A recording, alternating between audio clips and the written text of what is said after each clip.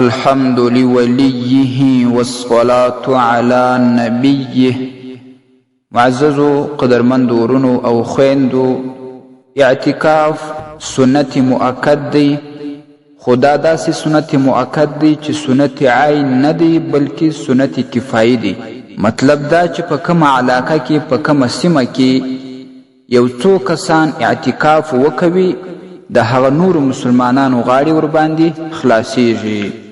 الانصاف فی حکم الاعتکاف ولسمه صفحه. او د اعتکاف لپاره اهم شی نیت دی. که څوک دغه لس ورځې په مسجد کې تیری کې لیکن نیت د اعتکاف نوی کړی نو اعتکاف یې بالکل نه صحیح کیږي، بلکې چې کله اعتکاف ته داخلیږي بس دغه به نیت کوي د خپل ځان سره به دا جوړوي چې دغه لس ورځې زه د سنت مؤکد اعتکاف لپاره په دې مسجد کې تیروم. الفتاوى الهندیه اول جلد 211 صفحه.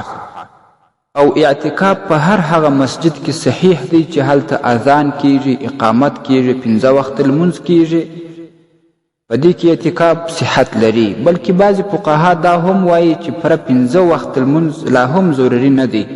که یو څو لمونځونه کیږي په دې مسجد کې په جماعت باندې بس په هغه کې اعتکاف صحت لري.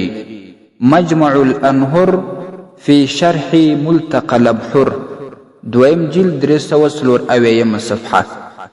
او د اعتکاف وخت هغه دا دی چې د شلم په ورځ باندې د شلمې روژې په ورځ چې ماښام لا نه را داخل سوی د ماښام تر اذان مخکې به دی و اعتکاف ته لویږي. د 21 شپه به په مسجد کې تیروي. او که څوک د ماښام تر اذان وروسته اعتکاف ته داخل شي اعتکاف صحیح دی، خو بیا هم د هغه پوره سنتیت ثواب نه ورکول کیږي. سنت طریقه دا ده چې د شلم په ورځ باندې د ماښام تر اذان مخکې بس دی اعتکاف ته د اعتکاف په نیت باندې داخل سي. اعلاء السنن نهم جلد 138 صفحه. معارف السنن 5 جلد 544 صفحه.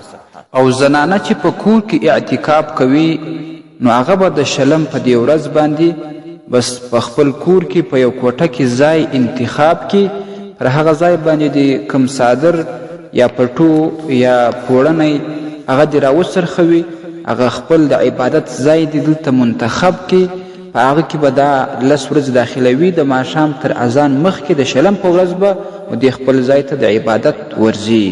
دغه ځای دې بیا نه بدلی چې په یوه کوټه یا یوه خونه کې ځای انتخاب کوي او بیا بلا عذر بلې کوټې ته نقل کیږي، نو دغه بلې خونې یا کوټې ته نقل کېدل صحت نه لري.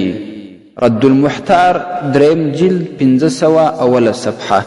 ان شاء الله نور مسائل به بیا بیانوو. السلام علیکم ورحمة الله وبرکاته.